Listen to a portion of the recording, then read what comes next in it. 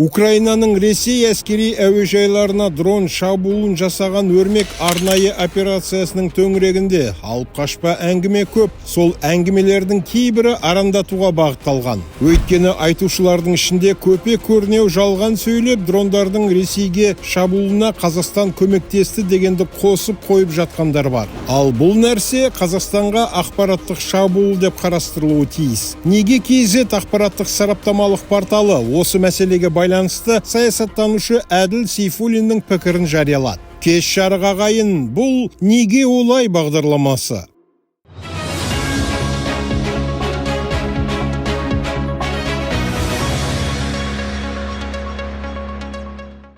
Қазақстан өзге елдердің от көсейтін ойын құралы емес. Саясаттанушы Әділ Сейфуллин деген тақырыппен берілген материалда былай делінеді. Ресей мен Украина арасындағы қақтығысқа байланысты әлеуметтік желілерде Қазақстанға бағытталған ақпараттық шабуылдарға қатысты саясаттанушы Әділ Сейфуллин Қазақпарат агенттігіне эксклюзивті пікір білдірді. Украина жүргізген өрмек паутина операциясы Ресейге жасалған ауыр соққы. Оның мақсаты Стамбулда өтуі тиіс келіссөздерге ықпал ету. Бұл шабуыл әдейі жасалған арандату, яғни бейбіт диалогты тоқтатып, соғысты қайта үдетуге бағытталған әрекет. Көптеген әскери сарапшылардың айтуынша, СБУ-дің арнайы операциясы Ресейдің стратегиялық авиациясына айтарлықтай зиян келтіріп, соғысты жүргізудің жаңа тәсілін, яғни жасанды интеллект элементтерін қолдану арқылы күресу форматын көрсетті. Ал Ресей бұған енді міндетті түрде жауап қайтаруға мәжбүр болады. Оның үстіне бұл жауап өте қатаң болуы да мүмкін, деді Әділ Сейфуллин.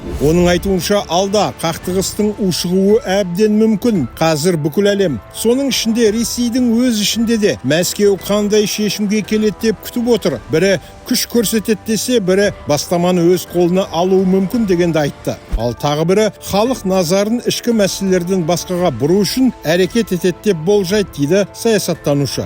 Ол осы тұста Қазақстанның жанама көмегі туралы кез келген қауесетте жаңа ойыншыларды теке-тіреске тартуға арналған тиімді құрал екенін атап өтті. Бірақ Қазақстан мұндай геосаяси шабуылдар жағдайында да арзан арандатуларға ермей, салқын қанды прагматизм танытып келеді, деді сарапшы. Оның айтуынша қазір Телеграм кеңістігі мен кейбір медиа ресурстарда тараған Қазақстан Украин дрондарының Ресейге шабуылына көмектесті деген кезекті жалған ақпараттық шабуылға нақты әрі салмақты талдау қажет. Бұл мәлімдемелер еліміздің халықаралық аренадағы және ішкі қоғамдағы беделіне нұқсан келтіруді көздейтін алып қашпа әңгімелер. Біріншіден, Қазақстан барлық халықаралық санкциялық режимдерді бұлжытпай сақтап келеді. 2022 жылғы тамыздан бастап әскери мақсаттағы өнімдерді экспорттауға тыйым салынды.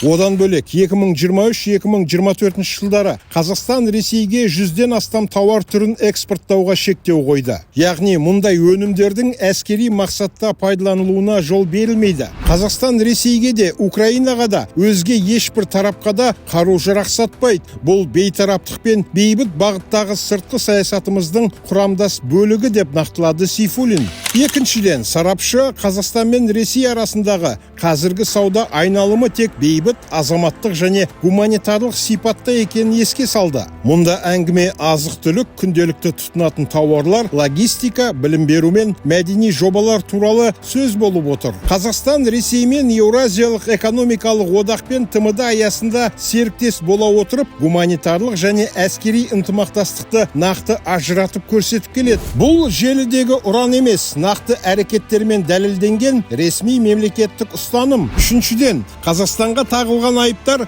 ресми органдар тарапынан емес, жасырын телеграм арналармен бақ қысыммен гибридтік ықпал ету құралына айналған жекелеген соғыс тілшілерінен келіп отыр. Олардың мақсаты Қазақстан мен оның серіктестері арасындағы сенімді бұзу, халықаралық қауымдастық алдында Астананың беделін түсіру және еліміздің егемендігі мен Қазақстанның сыртқы саясатының прагматизміне күмән келтіру, дейді сарапшы. Қазақстан Республикасы Сыртқы істер министрлігінің жауабы жылдам жылдам әрі нақты болды. Мұндай мәлімдеме негізсіз. Қазақстан дрондарды логистикамен қамтамасыз етумен және соғыс операцияларына жеткізумен айналыспайды. Қазақстан бүгінгі таңда сабырлы прагматизмді, ұлттық мүддені басты орынға қойып отыр. Біз өзге елдердің соғысына араласпаймыз, бірақ халықаралық құқық пен ұлттық қауіпсіздікке қайшы келмейтін дипломатиялық және экономикалық байланысты сақтаймыз. Ел ішінде біздің басты міндетіміз жағдайдың тұрақтылығын қамтамасыз ету деген сарапшы мемлекет пен қоғам арасында іріткі салып, деструктивті қауесет тарату әрекеттерін гибридтік қысымның элементі деп атады.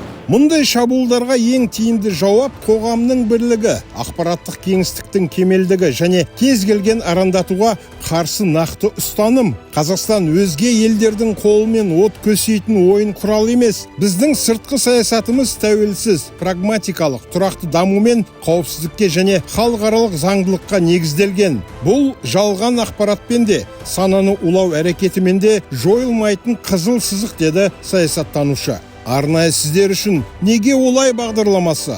Құрметті көрермен, YouTube арнамызға жазылып, осы мәселе жайлы пікір қалдыра отырыңыздар.